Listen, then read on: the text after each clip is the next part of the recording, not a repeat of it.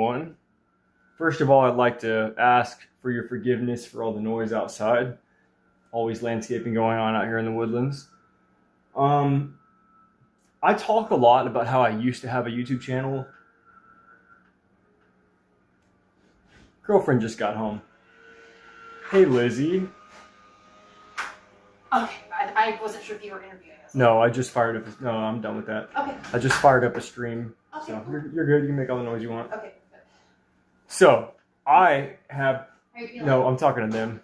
I'm feeling good. How are you? I'm streaming, so Oh, it's not. hi everybody.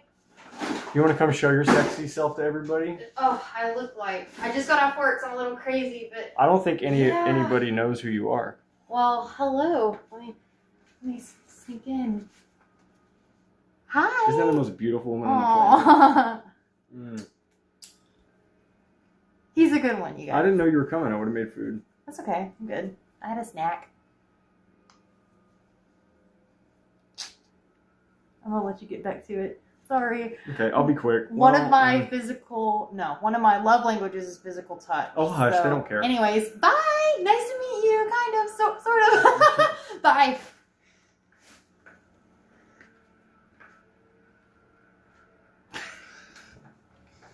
Anyway, y'all. So I've been telling everybody, hey, yeah, I used to have a bunch of YouTube videos, but they've all been taken down. I actually found all my videos are unlisted. So I managed to get my hands on an old playlist of some of my videos. Yeah, one of them is an 11 video series about all the proof that there's going to be a premillennial rapture. Who knows if that's true or not, right? That's why I had to take my channel down. They'll be gone in a sec.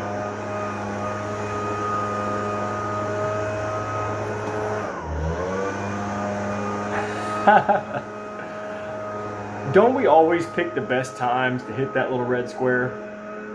Oh my gosh. Anyway. The other playlist that I found was a list of my 4 crazy prophetic dreams. I've had a lot since then, but I didn't upload them to you. I just feel like it's kind of personal and we don't really need to talk about it. But this one's interesting because it comes from a time when I had only been a Christian for a year. And I really, really believed in the rapture. And this dream could all just be nonsense.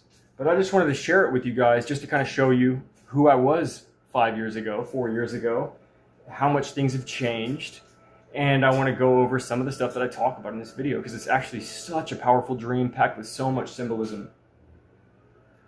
So, without further ado, I'm going to go ahead and switch this camera and let you watch it with me. Sorry, I suck at streaming. It is what it is. Here's the video. Make fun of the rainbow puke on my laptop all you want. All I do is play StarCraft on it, okay? So, Jeez. I'll skip ahead a little bit. It's really cold outside in Colorado this morning. Terrible quality. I'm live streaming with my cell phone outside in the winter in Denver. So, Yeah, man. Because there are hundreds and hundreds of people crammed inside this tiny one-story home. right. Okay. So So I'm not gonna make y'all watch the whole video. I'm just skipping through it so I can remember what's going down here, okay? So I had a dream. In this dream, it's crazy. I forgot all about this dream. I remembered some of the stuff that I talk about in the end, but when I watched this video, I remember all of it super vividly, okay? So, in this dream, I am at some sort of New Year's celebration, it seems like 4th of July, you know what I mean? Now, I wasn't very descriptive in this video because I didn't want people to think that, well, you'll see. But now that other things have happened these past 4 years, I think it is appropriate to talk about this thing in really descriptive detail. So, I am at a party, and it is an end of the world party, okay? You know what? I don't even think we need to watch it. You saw it. I got a freaking channel. There's the videos. Check them out. Go to my YouTube channel and look for my saved playlists, okay? I don't recommend watching any of that material, but if you want to, it's there. So I had a dream, and in this dream, I'm the only white guy at the party except my cousin. But my cousin died in a house fire in like 2014, 2015, 26. I don't know. My cousin died in a house fire a long time ago. We are the only white people at the party. It is a ghetto, hood rat, cook-off. Yo, it's nuts, right? Now, you know what? Honestly, I don't even want to do the stream. I don't want to talk all about it. I've had such a busy day. I just feel like it's important to share this. So, man, I always do this to myself. Look, long story short, it's an end of the world party. We are the most notable things from this. For one, there's a little boy that comes up to me. Everybody's at this party and we're trying to go to sleep. And this little boy's like, hey, can I sleep next to you? Now, I know that the little boy finds me authoritative, comforting. He knows that I'll protect him. And that's why he wants to sleep next to me. But I am chest to back to this really obese, fat black guy. And, you know, again, I'm the only white guy there other than my cousin, right? So skin color has nothing to do with it. But there's this big obese man lying next to me, and this kid wants to come sleep next to me so I can keep him safe. But I can't keep him safe. If he sleeps next to me, he's going to get hurt. He needs to go find some skinny people because this big man is having to sleep on his side because there's literally thousands of people crammed inside a one-story bungalow for a freaking end of the world party. Okay? Everybody's afraid to go home. Everybody wants to be around each other. They all want to party and do drugs and dance to rap music and look at titties and show off their chains.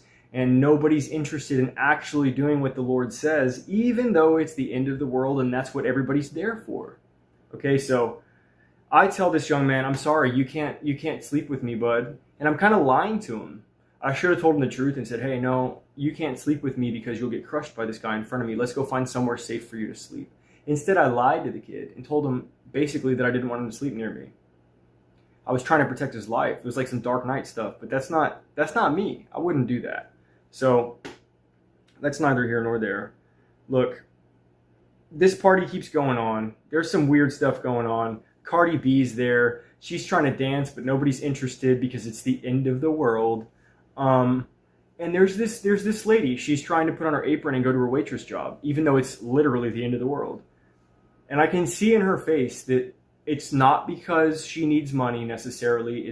She knows that the world is ending, and that scares her. And so she's going to go work at Waffle House all night to try and pretend that the world's not ending, basically. And I'm like, this is so strange.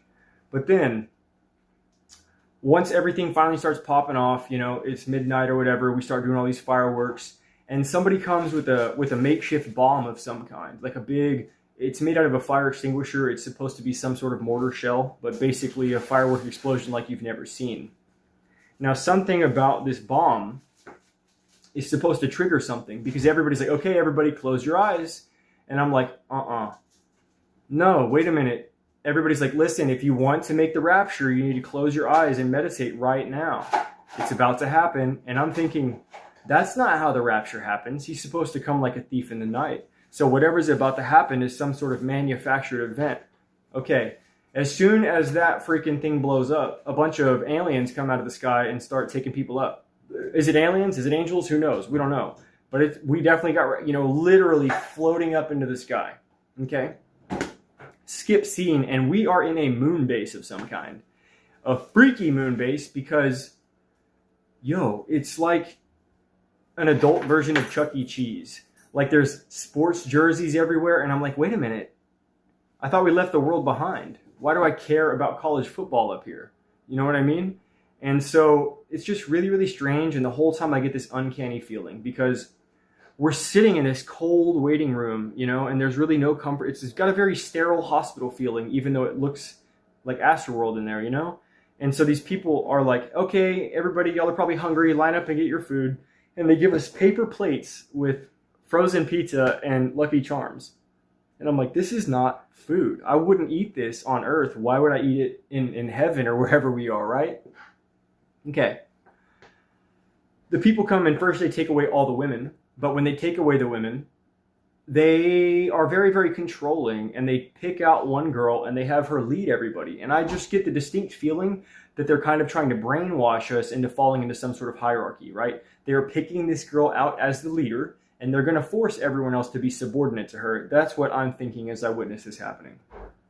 Now, one way or another, the people that are doing this can get a sense for my unease. I mean, it's probably written all over my face. So this guy comes out, tries to be buddy-buddy with us. But for one, he's like really, really obese. And I'm like, man, come on.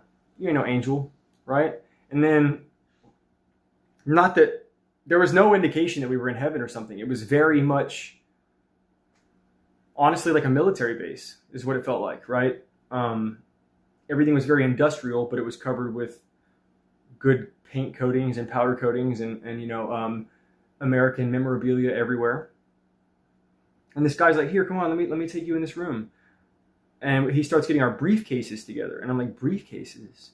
And I start thinking, they're like turning us into Men in Black or something. Like they think, it's like 1984 O'Brien, right? Like all the Christians got taken to this place where they're being shown the truth. Except it's a complete freaking lie. Okay, because they tell us we're on a moon base, but when you look out the window, you can see helicopters off in the distance. And so I'm like, I thought we floated up here through space. This is all some kind of trick. What did they do? Did they like give us hallucinogens or something? Like, how did we end up here?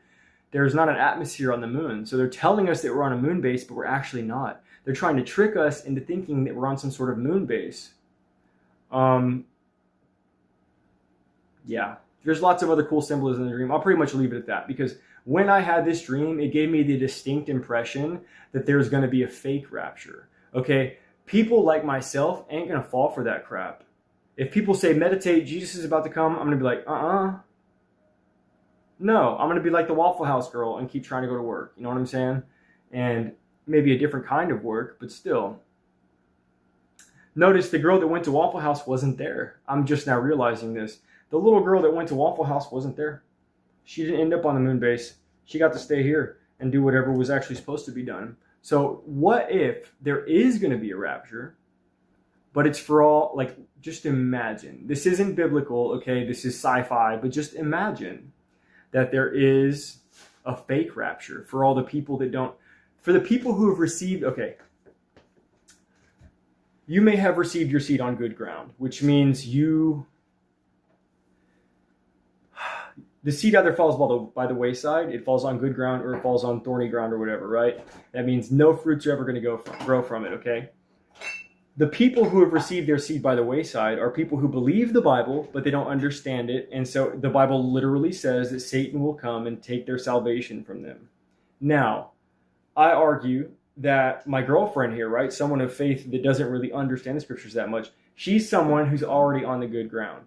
Nobody's going to take her faith from her. Nobody's going to convince her that the Bible's a lie. Nobody's going to convince her of any of that crap. Nobody's going to convince her to follow the Antichrist. That stuff's not going to happen to her. Right. But somebody like me, who's super duper smarty pants, you could definitely use science to trick me. Unless I understand the Bible and I know for a fact that he was resurrected from the dead. I know for a fact that the spirit and demons are real and that God can exist. Okay? Now, so let's argue that there are many, many people who believe in the Bible right now, but they're not on good ground. Because eventually somebody's going to come along with science and convince them that they're full of it. You're seeing that happen right now. Okay? So what if, just hypothetically speaking, sci-fi here again, what if the people who received their seed by the wayside get taken up in a fake rapture, and while they're up there, half of them get convinced that Jesus isn't real, they become Men in Black, come back down, whatever. What if there's a secret fake rapture where they just torture the shit out of Christians and try to force them to denounce God? What if while the tribulation happens, a whole bunch of people disappear and a bunch of people think that it was a rapture? So people down here will be arguing, no, y'all, I'm still here because I'm a real Christian. Those people were fake Christians. They're on the moon base right now getting tortured by aliens. The real Christians are still here about to get our heads cut off. Could you imagine a situation like that? That might be what happens, y'all. I mean, you don't think Donald Trump and Elon Musk have some plans for this stuff? Do you think Donald Trump wants you to go to heaven, or do you think he wants you to buy a house in his new Gaza retirement home? So go on, hang out in the moon base and eat Lucky Charms if you want, but I'm going to stay down in the field working for the king. Glory to the Father. Is that how you end every video?